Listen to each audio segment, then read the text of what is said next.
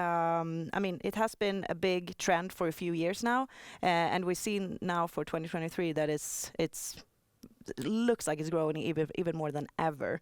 And Ola, I know that you are doing a lot of insights and research about video. Do you have any insights there you would like to share? What's like new within video? What we can What's say coming? is, what we see is that it's the most growing media. We have, I think it's over 51% right now in the Europe that uses video or consumes video in social. But we also have 84% that like to see videos from brands. Also the cool trend about social is that you have about video is that you have approaching CTV and AVOD, who's going like for advertising funded video on demand, is going subscription funded and stuff like that. So or the other way around. So Disney Plus, for example, you have HBO, and you have had Hulu, of course, in the States that are doing advertising funded entries. Netflix is also coming out with their advertising funded tier. So that's something that we're definitely looking into as a channel and how to approach that in video. So, well, how you guys work with video and? There's no end of how much video you actually need. If you ask my staff, we work quite a lot with video, but it has actually changed quite a lot what you actually produce. In the beginning, I would say in the beginning, let's say 5 or 6 to 10 years ago, you actually took the large formats and you tried to put them in a small phone. So it's changing, of course. I mean, especially with TikTok, I would say what you produce and how you produce it. So it's we quite to elaborate quite a lot. We have a team working especially with TikTok, I would say, and social media content, which differs quite a lot with the video that you actually need for the large formats. Yeah. So we try to elaborate. I can't see an end of it, and it needs certain skills. I would say not anyone can do it. That's awesome for us. Yeah. That's not the problem. Do you have any example like how they differ? Like you mentioned the big formats. I would guess you're meaning like TV commercials from the TikTok videos, for example. But the attention span is much shorter. You need to listen. You need to capture the customer just in a glimpse of time. So you need to be much more interesting, fast, I would say. And you can't, if you can use, I would say, in the large screens, you can use sound in a different way and more bombastic communication with the 40 seconds or 20 seconds as well. You don't have that time when it comes to TikTok. You need to capture them in a glimpse of time, I would say. So much more inspiration and interaction, I would say, with the customer as well. Do you feel that it's hard to sort of stay true to your brand and get your brand out there with those really short formats and with the short attention span? I think that's difficult, I would say, because each channel needs its content. So how do you actually stay true to the brand? How do you actually make content that it's both relevant for each channel, but also is really on brand? So I don't have the formula, but you need to be careful about this and not be too fast in adding on channels and adding on content just because the customer is actually interacting with you. You need to be true to who you are and what you stand for, actually. So I don't have the answer, but it's really important. And as I would say, the insights are actually growing now. You can see that many brands have actually lost their identity, being too fast. Yep. That's also interesting. That's really one trend that we see for next year as well. That is so important with the, trust and also to be, true to your brand. So the consumers are really getting used to a lot of content, but then you really need to focus on quality. So that's something, again, that we talked about, like when creating video, you really need to focus on building the trust with your audience and also have it authentic. Super important.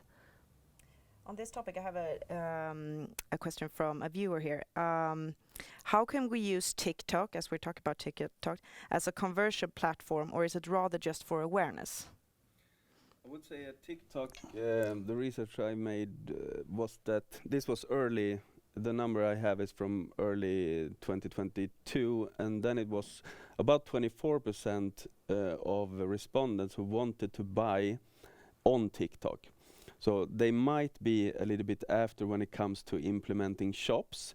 But my guess is that when you start implementing shops and you realize that because you have all the influencers there and you can directly buy in a live stream, or for example that is coming to Instagram, that's going to be huge, and I think those 24% will grow a lot. So maybe 50% would buy. Mm. Yeah, and I think it's a combination of both, like user behavior, how we actually buy, again with social commerce, that we are getting more and more used of actually buying through TikTok or other social channels, but then also that the big channels like TikTok are also investing in a lot of tracking and insights. So us, if we want to sell products for using TikTok, now also TikTok can offer even better tracking and measurement, because that's something that I think just like last year they were really lacking behind of being able to deliver insights to the companies. They wanted to use TikTok as a social commerce channel. So consumers are getting savvier, and also the platforms. Yeah, absolutely. Another question about this was also, what do you suggest to a brand that runs an organic TikTok profile as their main communication channel? I would say that what is interesting with social commerce is something that we discussed the last time, that the seeing and feeling and the emotions and the things that you have in impulse buying when it comes to in-store, which you're succeeding with very well. Then the e-commerce was a big difference. There was a big disconnect between in-store and e-commerce and doing the same thing. And social media is actually, or the commerce in social media is trying to shorten those sales cycles and maybe be able to also ask a friend, like, what do you think about this before you buy? And then you can buy it directly. So I think there will be much smaller basket sizes on social media shopping, but there will be much more impulse buys. So, but tell us a little bit about that in-store feeling that you get, like compared to digital. What do you think? I was thinking when you walk around in a store, you have friends and that kind of stuff. They have the music and. I would say we try to use our staff quite a lot. For us, service and the personal meeting is really important for us. We actually can add something that you can't do yet. Some things you can do better online, of course, but other things that can be better done in store. So we try to, what we're doing for the moment, we actually try to combine those two in unified commerce. Is the new buzzword. How to actually use the behavior that you actually that people are actually getting learning online. Can we actually support them in store as well, on how we present the goods, of course, how we actually shop the look is a term that you actually use, you often use online, can we use it in store as well. So we try to make it easy for people who are often online also to get inspired the same way in store. We're just starting, I would say. Things are changing quite a lot in store to support unified commerce. But the personal meeting is, the physical meeting is really, really important. And I would say compared to online, we have a conversion rate of almost 45% in store, compared to, I would say 2.5%. If I would see 3% online, it would be too much almost. Yeah. So people actually get inspired. Of course, you're more determined perhaps when you visit a store, of course, as well, in buying. And this discovery is more huge. Yep. Like you have so much to discover and you can discuss things. And social media is now getting into being the prime discovery media. I've seen numbers now that social media search, for example, actually went past Google search for the first time.